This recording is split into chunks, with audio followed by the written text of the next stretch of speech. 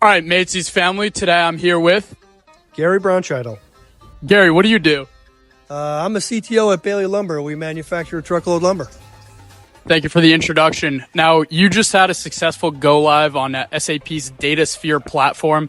What I want to ask you is for SAP customers navigating the decision whether to go to Databricks, BW for HANA, Snowflake, or DataSphere, what would be your recommendation and your thought process on why you chose DataSphere?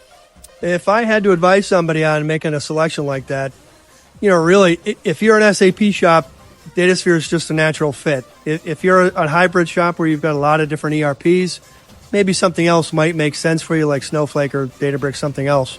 But for us, the connectivity between DataSphere and SAP was just such a natural fit. I mean, you could pull data in so easily with the connectivity. So, again, with us, we're an SAP shop, we're SAP only, and it was just a really a natural fit and a great selection for us. Thank you for that. My next question to you is, in a saturated market like today, how do you navigate when skill sets are being commoditized? How do you recommend folks in the job hunt to stand out in today's market? There are a lot of trainings. A lot of folks that have any kind of SQL background really thrive in this DataSphere environment. There are trainings available from SAP that folks can get certified. My team did the same. Or if you can get citizen IT people from the business that have great data intuition, but just need a little bit of hand-holding with understanding what the metadata is, understanding what the data, how it's meant to work together. Really, it's a great environment to learn on. Skill sets, actually not a big issue. I have a bigger issue with skill sets on the S/4HANA side, but different story.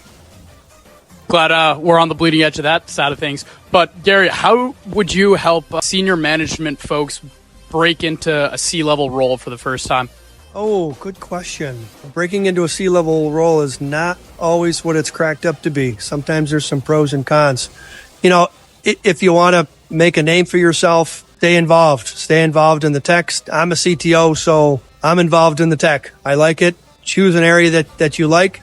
You don't have to be involved in everything, but choose an area that you like and really thrive in and really go after that. But generally, understanding all technology is important. It's helped me kind of break the C-level boundary.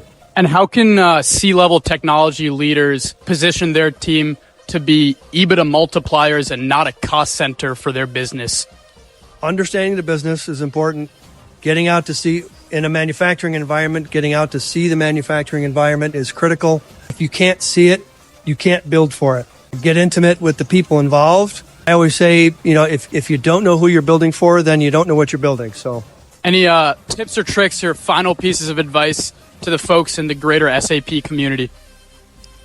Leverage your network, leverage your SAP community. There's a lot of people out there that are willing to help. Leverage new talent, bring new people on, invest in them, help them get educated. We invest in new talent all the time. We bring in some college level folks and train them. But yeah, stay connected with the network.